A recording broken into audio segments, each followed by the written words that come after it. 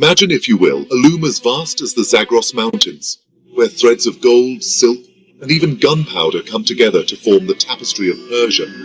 An empire built not just on conquest, but on improbable alliances, forgotten tolerances, and innovations that, quietly, have shaped our world. In the shadow of current conflicts, where, headlines often paint Persia, modern Iran, as a perennial antagonist, let's pull at these threads for a moment. What if the so-called axis of evil was once actually an axis of enlightenment? Buckle up, because these little-known facts are about to bust the myth of Persia as just a warmonger, revealing a civilization that, honestly, wove peace into war, science into faith, and east into west. Let's start with the Achaemenid loom, around 550 BCE under Cyrus the Great. Popular lore, of course, crowns him the conqueror of Babylon. But if we dig a bit deeper, his famous Cyrus cylinder, unearthed in 1879 and now housed in the British Museum, is no mere trophy. This clay artifact, inscribed in Akkadian cuneiform, actually proclaims Cyrus freeing enslaved peoples, restoring temples, and allowing exiles, like the Jews, to return home after 70 years of Babylonian captivity. And here's a fact. Ezra chapter 1, verses 1 to 4 in the Bible, echoes this almost word for word, making Cyrus the only non-Jew called God's anointed, or Messiah in Hebrew. Does this bust the narrative? Absolutely.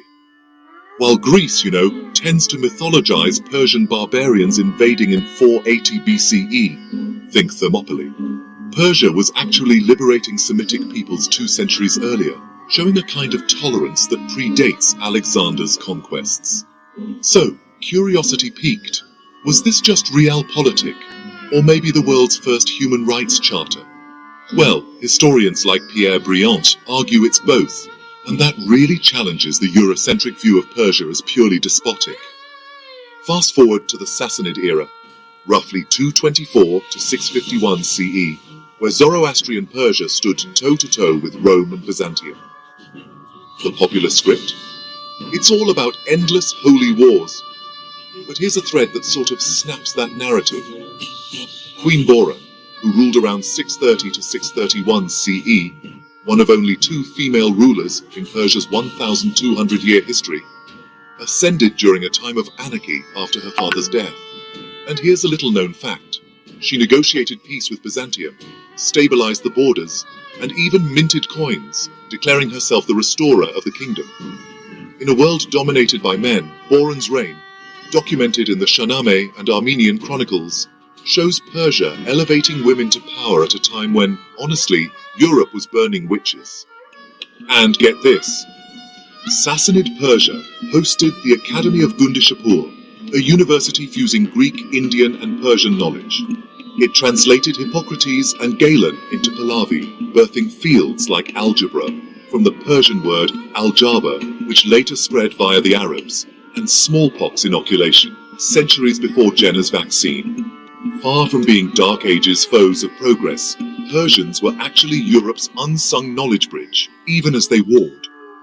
Now, let's pull the Islamic thread after the 651 CE conquest. The myth? Persia as a humiliated victim, fostering an eternal grudge against Arab invaders. But reality? Well, it weaves a bit differently. The Abbasid Caliphate, from 750 to 1258 CE, was really Persia's brainchild.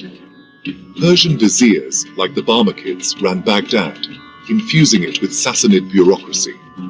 Here's a little-known incident. The founding of Baghdad in 762 CE actually followed Persian urban planner Naubacht's design, a circular city echoing Ctesiphon. Curiosity alert.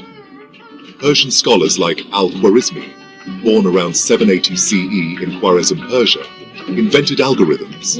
Yes, that's the root of the word algorithm, in his 825 CE book, which spread zero-based math westward. So, this really busts the narrative of Persia as an anti-Arab resentment. They actually co-wove the Golden Age, with Persians converting to Shia Islam partly to assert their identity against Sunni Arab caliphs. Fast forward to the Safavid Empire from 1501 to 1736, Shah Abbas I, who ruled from 1588 to 1629, wasn't just a warrior against the Ottomans. In fact, he resettled 300,000 Armenians in Isfahan for their silk trade expertise, building the opulent Naksh-e-Jahan Square, which is a UNESCO site today. Here's a tolerance twist: the Christian Julfa quarter thrived with churches and autonomy, while Jewish communities flourished under his protection.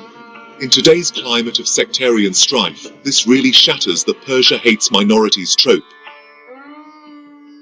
Enter the Qajar and Pahlavi weaves, laced with gunpowder and oil. The popular view says backward Persia was modernized only via the West. Nope. Nader Shah, who reigned from 1736 to 1747 and was known as the Napoleon of Persia, sacked Delhi in 1739, hauling back the Peacock Throne and the Koh-i-Noor diamond, both worth billions today. What's little known is that he sacked Mughal India not for glory, but well, to fund his anti-Ottoman wars, returning with 700 elephants and founding a multicultural army that included Indian sepoys and Georgian slaves. But here's the thing, this wasn't just mindless plunder. Nader decreed religious tolerance in 1741, abolishing the jizya tax on non-Muslims, at least according to French traveller accounts.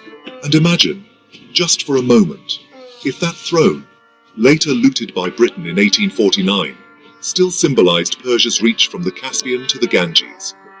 20th century threads tangle with conflict myths. Reza Shah Pahlavi, who ruled from 1925 to 1941, is often dismissed as a Western puppet.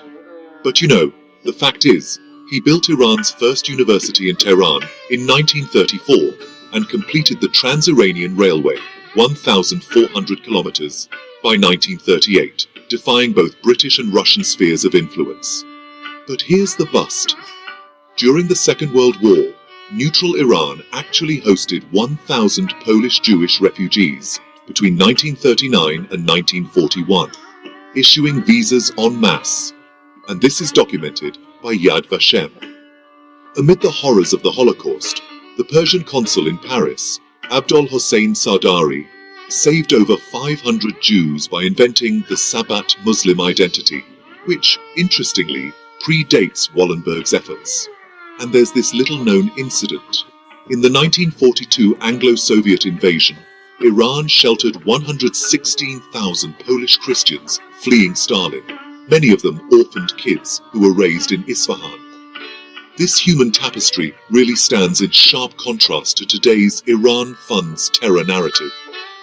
Even nuclear threads weave nuance. After the 1979 revolution, the popular bust is all about isolationist zealotry. Yet, Iran's Bushehr reactor, which became operational in 2011, actually echoes Shah-era plans with German help dating back to a 1975 contract. The fact is, before the revolution, Iran signed the Nuclear Non-Proliferation Treaty in 1968 and built Tehran's research reactor with US fuel. Yeah, declassified documents confirm this. Here's a curiosity. While sanctions definitely bite, Iran's stem cell research actually leads the Muslim world, having cloned goats in 2007 and heart tissue in 2014, according to the journal Nature. This really busts the medieval theocracy myth. Persian scientists now publish over 50,000 papers every year, rivaling Turkey. Zoom to now, amid Israel-Iran shadow wars and those proxy clashes in Gaza, Lebanon, and Syria. The dominant narrative frames Persia as the ancient foe of Jews, drawing on stories like Xerxes' Purim villainy. But if we look at the threads, after 1948, Iran was actually the first among Muslim states to recognize Israel in 1950 and traded oil with it until 1979. The fact is, over 25,000 Jews thrive in Tehran today. Synagogues are open, and there's a reserved seat for a Jewish member of parliament. And here's a little-known detail. During the 2023 to 2024 Gaza war, Iranian Jewish leader Harun Yashayeh condemned Hamas attacks, as reported by the Tehran Times. The bust here is that ethnic Persians, including Jews, share Indo-European roots with ancient Israelites, which has fostered quiet bonds, often busted by politics. Persia's loom, you could say, really challenges the binary weave of conflict. From Cyrus freeing the Jews to Sardari saving them, From Gundishapur's mathematics to modern biotech, this civilization has exported tolerance even amid turmoil. The current strife, drones over the Red Sea, nukes in the headlines, tends to ignore these threads. A Persia that once allied with Greeks against common foes like the Scythians, hosted Nestorian Christians, expelled from Byzantium, and even sent envoys to Tang China, sharing paper-making knowledge after the 751 Battle of Talas. What if we rewove these narratives? Persia isn't destiny's villain. It's actually a mirror to our divisions. Curiosity really demands. In a world of unraveling alliances, could these forgotten facts thread a new peace?